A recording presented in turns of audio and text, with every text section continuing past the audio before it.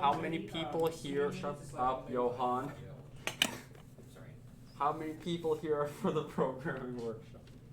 The same 3 people. Good. So and hello to potential viewers on Twitch and or YouTube. Yes. How's the past? Are we getting any? Anyway, our 7th workshop will be about anime Lamau, according to Kat. No, we'll be talking about the animation system and audio in this workshop. So let's first talk about the Animator. Well, what is the Animator? The manual says that it is the interface to control the mechanism animation system, which is this thing where it uses like a finite state machine to determine how stuff should like do stuff. Mechanism is what this whole system used to be called before it was assimilated into Unity. I don't think we need to explain why animation or audio is important to a game, but might as well just say, hey, you can make patterns of visual input or audio happen. That's desirable, and this is the interface that Unity provides for it. Honestly, I never knew how to use this until like last week. Oh man. I still only know the parts that I need to know. That works. So, like I said, it's a finite state machine, so there are different states you have, and that's how you have different animations. So each of these states can transition from one to another, and each of them will run like an animation while you're in that state. When you click on them, it opens this thing in the inspector, and it has stuff like has exit time and conditions. So like has exit time means if the animation has finished playing, then it will. Is that it? I don't use this one. Oh. I think by default, clip. Each of these states represents a clip, and a clip represents some sort of animation.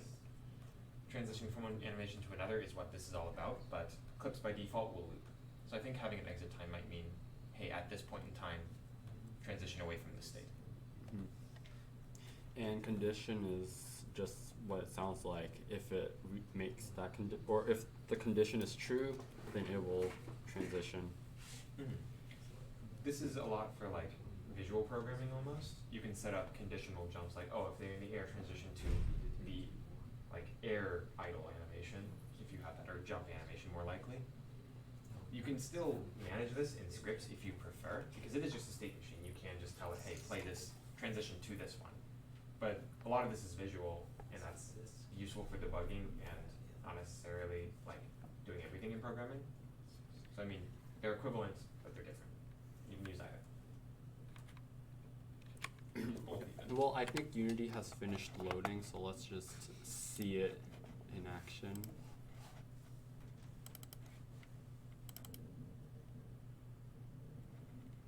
Okay.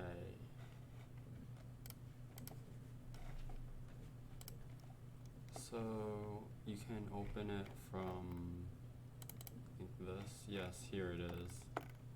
You can create one of these by like right clicking and going to create, then, or no wait, yeah, is it? And you'll have something like this. This whole like blank space is called an animator. This is the animation runtime component. It has all your states, and it populates a few for you by default. Things like any state or entry to show where entry points are into your finite state machine, and that the any state is just to reduce clutter.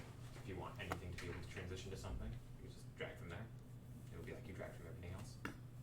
So you can add states by right clicking and going to create state and choose empty, and you can, I think, yeah, the first one you create will like automatically go from entry, meaning this state will be the first state. I guess. The only required transition in all your state machines is that there's something from entry to a starting state. So the first time you make a state, it populates that for you. You can change which one that points to by default though, by right-clicking any other state and saying set as default. Mhm. It doesn't work like the other ones, you can't just delete it. Yeah, it's denoted in orange here. And you can make transitions like that, and then you can click on it for this stuff. Yeah. So, what are the possible conditions you can use? Well, first, is there any questions? Because I have a lot of questions. So, well, first, to make a conditions, you need parameters. There are 4 different types of parameters: floats, ints, booleans, and triggers.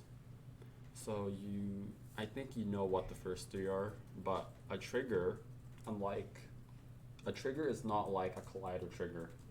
This is something different. A trigger is like a boolean parameter that like you activate it and it just does something, and then it just becomes false again, I guess. Is it like an if statement? What triggers a trigger? Huh? What triggers a trigger? Does it like Code. Oh. Yes. It's like it does something. I don't know how to explain it. Or, well, that's how the manual explains So it. is it like if something finished walking, it would check if something finished walking before like it does another thing? Not quite. It's not really something that it checks. It's more like something where it like tells it to do something. I'll show you an example there because the example uses it. So in order to set a trigger, this is how you would do it in the code. You would get the animator component of an object and do set trigger and then the name of the trigger.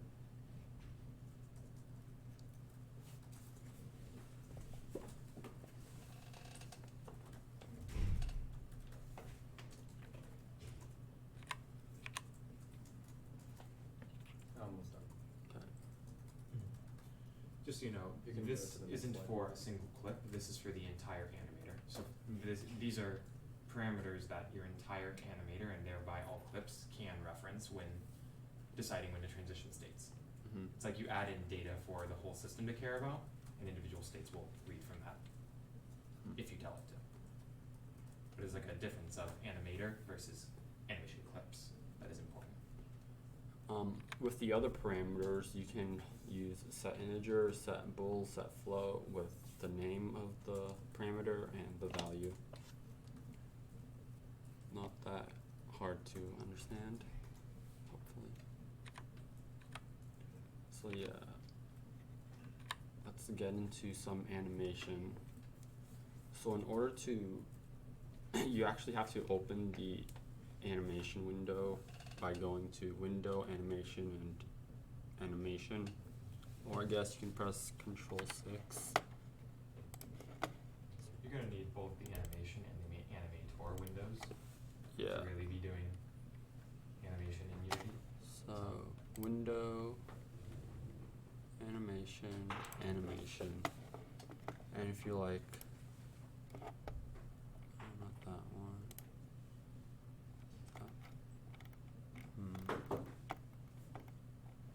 Oh, this one. Oh, yeah.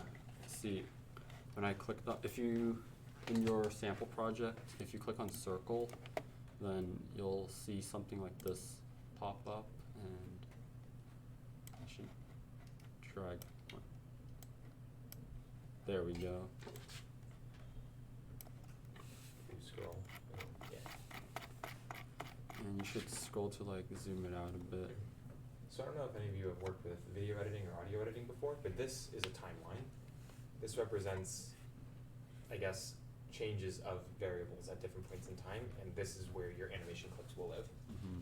If you want to animate position change or like color change or any sort of change, You say at a certain time it's this, at a different time it's something else. And you put enough of those keys in this timeline, and eventually you can play through all of them and it'll look like something. So if you notice, this one has 5 of them, and this is like the starting one, and then as you go to each of them, you'll notice that it represents a different position, and the last one is the starting position again. Now if you go between the keys, you'll notice that it like slowly like gradients from one to another. This is because if you have only 2 keys, by default it'll interpolate linearly between That's 2 the worst. points of data. Also, just a note for how to read this sort of thing. This is the time 0, everything else is out in the future. This isn't in terms of minutes and seconds, it's actually in terms of frames and then seconds. So everything on the left is time second 0 and frame 0, 0. That's why when it gets to frame second 0, frame 50, this is second 0, frame 60, and it sets back to second 1, because it's assuming 60 frames per second. And you can add properties. Hold on. You need an object first. So Oh, also, because Unity can render at its own pace, it might not actually land right at the time you have a keyframe when it needs to render, which is why it does the linear interpolation thing. But if you learn and use animation events, which is putting like a call to code on one of these frames, it's not guaranteed to call it unless it lands on that exact frame. So try to separate calls to logic out from here because it's not really, or do it on something that it isn't required to happen because it's not reliable. actually, before we start like adding properties, let's see what this does first. So you'll notice that, okay, so in order to animate an object, you need to add the animator component to it with like add components. And after that you drag like the controller to this. So I guess you don't need an avatar, I don't know what that is. There's update mode. Oh, so different update modes are normal, which is just it goes normally, like with a normal time frame and each frame. Animate physics will instead use the physics step to animate instead of just frames. And then there's unscaled time, which always just goes by frames and ignores the time scale. Yeah, that's what. And I have no idea what that is. Culling mode. Also no idea. There's a lot of detail in the animation system. And technically to get something out of it, you don't need to know everything, but if ever you run into complicated problems, you'll have to delve into it. So, the first state is idle, and in order for it to transition to circle, it needs a condition called doCircle. And you can check your parameters by going to the bottom or the top left corner, and doCircle is a trigger actually. So in the code, the script is attached to the sprite object, and you'll notice that it sets the trigger, or it activates the trigger when you press the jump button, which is space by default. Then after that, circle has motion of circle, which is this animation, which means it will do this thing where it just goes in a circle. That's why it's called that. Then after that, so after it's done, it will then exit the state and go back to idle. So if you press play, you press space, it will do that. Can you keep the animator in a separate tab and try it again? Because there's visual input from the animator that is helpful to show what's going on. You like drag this tab over so you can see both at the same time. This indicates where you are in a current clip and also which clip you're on. There's only one that'll be showing like that at any point in time, which is the active clip. But if you hit space over here, you'll see that it switches to here, finishes, and then goes back. Clips don't necessarily have to go their entire length. You can always force it to go to another state at a different time through code. But by default, this is how transitions work. Mm-hmm. Things will loop on themselves if you let them, and if you don't, they'll transition away. Yeah, what else do we have? Okay, I talked about that. Oh, we haven't gone to adding properties yet. You can add properties. Well, okay. Oh, yes, this is very important. Because when you animate something, it's not necessarily always positioning. You could care about like setting a float in a script you wrote. Uni doesn't know about that. So in order to tell the animation system what you want to animate, you say add property. Yeah. So for this one, I chose, or in this one it was set to position and it changes the position. You can also go to other things like sprite renderer and color. Everything that is on your object and below will be populated in this menu recursively. You can grab any property of yourself or your children here. Any serializable objects or... Yeah, it has to be serializable. Mm-hmm. So let's do color. So at the beginning and end, it's all one by default, which means white. So I can add one here, if like, oh wait, no. By changing it, it automatically adds it, I think, right? Yes. Yeah. If your cursor in time is on one where there's not a keyframe and you start typing, changing values here, it'll assume, oh, you meant to put these values at this time. There's another way also to edit values. We'll get to that later. So now when it goes up here, it turns red, and then after it goes back, it becomes white again. So yeah, let's see it in action. You press space, it'll turn red and do that. Also, because this is kind of complicated to go through and click a bunch of things, another way you can do it, which some find preferable, is when you're editing a clip, this red button here is like a recording thing. Mm-hmm. If you hit recording, move the cursor to a point in time that you want to edit, and then literally go to your inspector and change variables around, it'll assume, oh, you wanted these changes to happen at that time, and it'll work the exact same way. But you don't have to use this interface. Instead, you can use inspector, which you may already be familiar with. Yep. And you unclick recording to stop. So now it turns blue instead. Yeah, it achieves the same thing. It saves the data into the clip and same end result.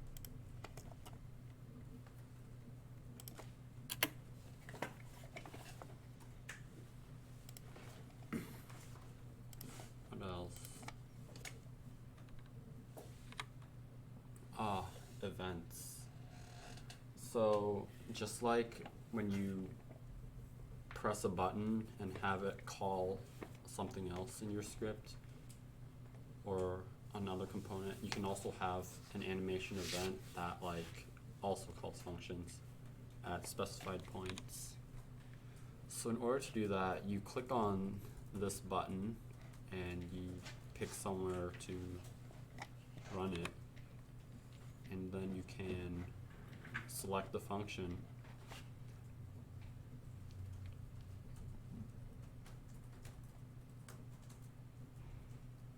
Interesting. Okay. It's literally calling functions directly from clips. This is the thing that I was saying can be unreliable. Though it's been a while since I've tried using it, so maybe So it let's doesn't fail anymore. add one and have it be here. And I guess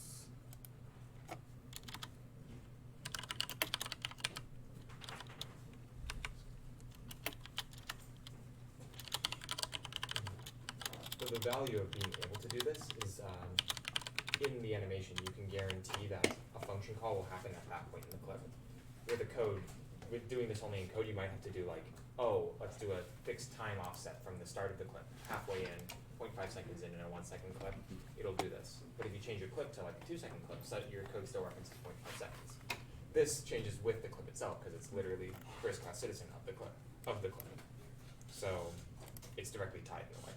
I Okay, so I set it to call the test function, which all it does is prints test. So if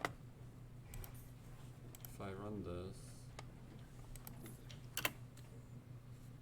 and it prints it, I can run it again and it will keep printing it every time it reaches here.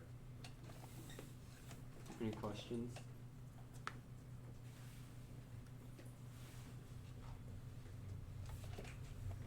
Okay.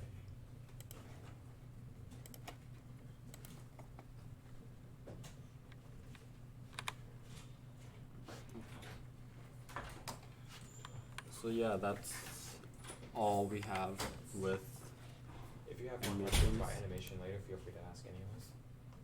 Do you have anything to add? There's one thing I think that might be useful to know about, which is if you want to manage the state transition stuff yourself in code, there's a function you should know about. On an animator, you can call, if you have a reference to the animator component, you can call a function .play and give it a string. If the string directly matches, if you go back real quick, directly matches one of these state names, it'll just forcibly transition there, whether or not it had a transition in the state already. So if you want, you could manage transitions and when to change by code itself. That's a personal preference of mine, but it's still really nice to know that, oh, hey, when this finishes, it'll do another one and set up chains of links like that.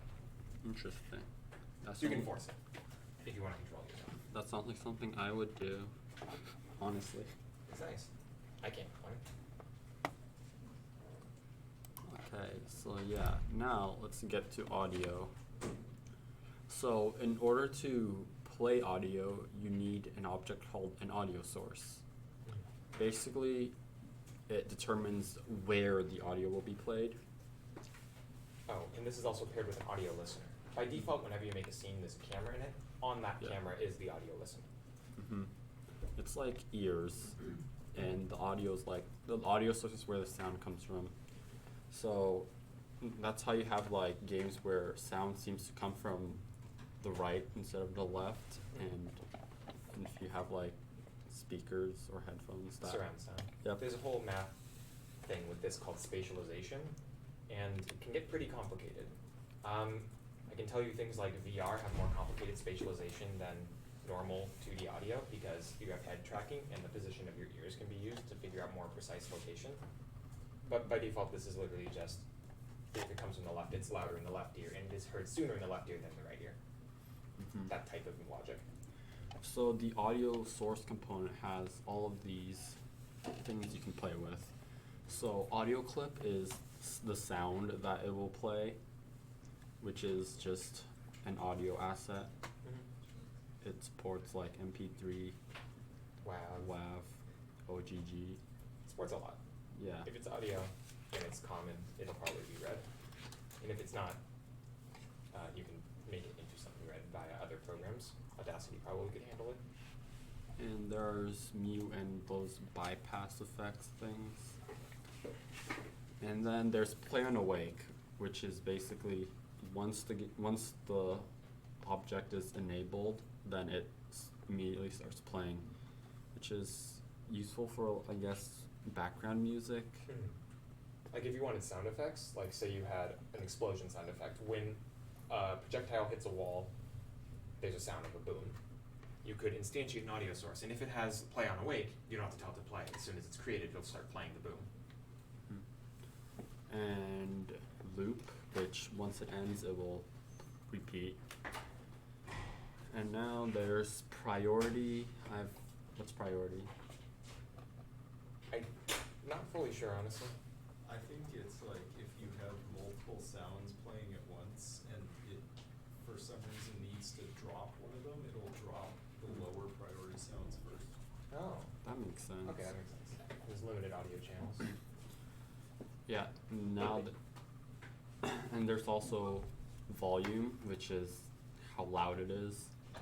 Pitch, you can change pitch for That's a fun fun one stuff. to randomly like pitch up and down. If you have the same sound effect happening many times, if you pitch shift it a little bit randomly, it'll sound less boring. Stereo pan, which is, like I said, if there's surround sound, whether it plays more on the left side or the right side. It's like moving the audio source almost, but after the fact. Spatial blend, which is How much it does spatialization. If it's full 3D, it'll track around you. If it's just 2D, and reverb zone mix. It's just how much it echoes. done now. And there's I know also that there's middleware that handles that in more intuitive ways and allows you to do things like, oh, here's the shape of the room where the reverb happens. But that's It's other. also dependent on the spatial blend. Oh, It doesn't work if it doesn't work very well if you're on 3D. I see. and there's also 3D sound settings, which is a lot more that determines like how it is played when by where the audio allows you to- source is. Yeah, it allows you to specify function that as a distance of the source away from the listener, you can set any of those values. Like if you're 5 unity units away, volume is exactly this. Yes. But this is actually a really cool thing to play with. If you want the sound effect to be loud far away and then quiet in the middle and then loud up close, you could do that here. Yeah. If you're just having like a 2D game and you just want sound to be played without any like difference in volume or all that stuff, just set spatial blend to 2D. If you're doing 3D, then you should probably do this. And well, if you know how to use this, then you can play with it. And if you don't know how to use it, there's some preset things you can give here. Just for some curves. But it's like any other curve editor in Unity. Okay. Sorry. Oh, speaking of oof. Okay. In order to play on sound effects that aren't like just immediately played, you can tell them to play it with code. And the code to do it is audio source.play. Yeah, Pretty it's pretty simple. nice. Once you already have the component, just call one function. That's it. Go. Yeah. Boom. Yeah, you get the audio source component and you just play it. Now, So straightforward. yeah, but for some reason there's also audio source dot play one shot, which is if for some reason you want your audio source to play a sound that isn't the audio clip that you initially set in it, then you can have it do that. I think this is useful when you're trying to like save audio sources. I've heard some people talk about architecture where you only want one audio source that's on the player and play all sounds off of that. There is some overhead to doing this though, but it's pretty minimal because play one shot will take another like waveform and add it on top of what's already there. So it's some math involved in adding that together. Mm-hmm. But like, it's pretty good. It does what you expect. It plays once, doesn't loop. And there is another function you can use to play sound, which is audio source dot play clip at point. Now this one is interesting because you don't actually need an audio source component to play it. It is a static function. So instead of like using since you're not using an audio source to like get where to play it, you actually have to specify the position as a vector 3. Is this like world position relative to the listener? Like, will this sound below you? It's negative in the Z. I think it uses the world position Interesting. Okay. because there is no like reference to any objects that I can find the position of. Well, because it doesn't have an audio source, you could pass in a lot of parameters that you might care about. I'm sure you could probably optionally pass in volume or optionally pass in pitch, among other things.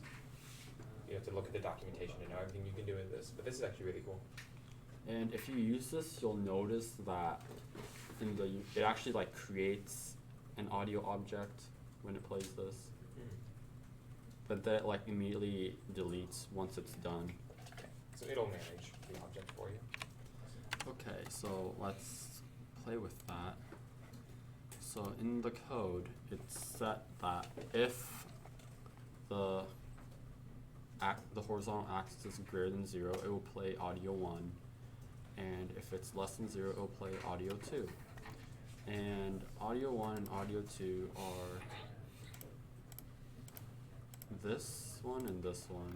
So audio 1 is to the right and audio 2 is to the left. And if you have headphones, you'll be able to tell the difference. But We have volume on the screen, but I'm not sure how good the surround is.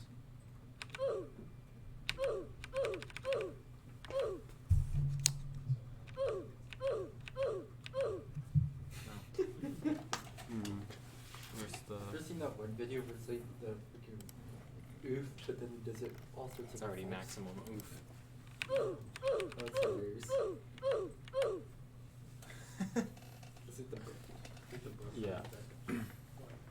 Playing oof.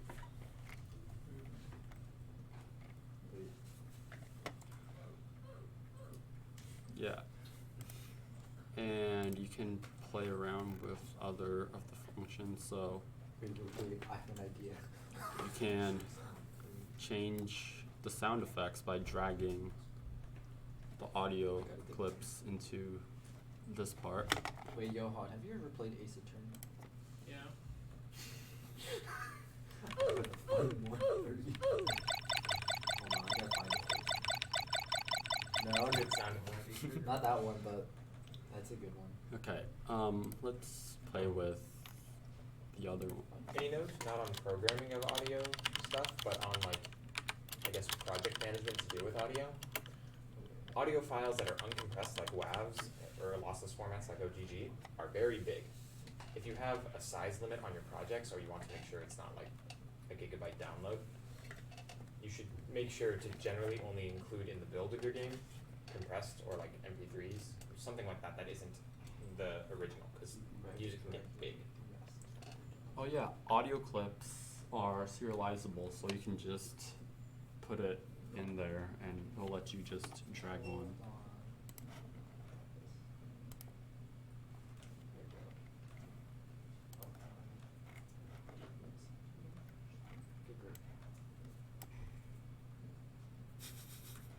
Oh wait. Wow. Okay, so yeah, you can just specify audio clip, and I guess so instead of playing the normal sound, there's play one shot, and I'll use so rather than playing this sound.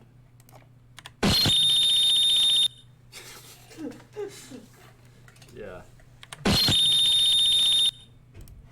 Well, that's actually really annoying. Also, there is a audio source dot is playing, which just tells you is it playing the sound. Already. Or not. And once it finishes and it's not looping, then it'll automatically be set back to false. And okay. Okay, I'll stop. And the last one. I feel like I'm not tempted to press it. What are you doing? Okay. Instead of that, let's do audio source dot, what was it? It was play clip at point.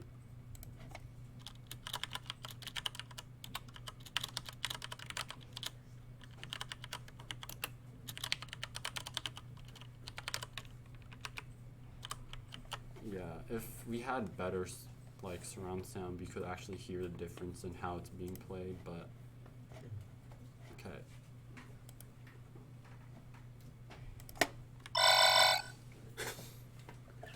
Yeah, if Every frame yeah, true. if you notice, it's actually creating one-shot audio, where it's just an empty game object with an audio source, and then just like automatically deleting it once it's done playing.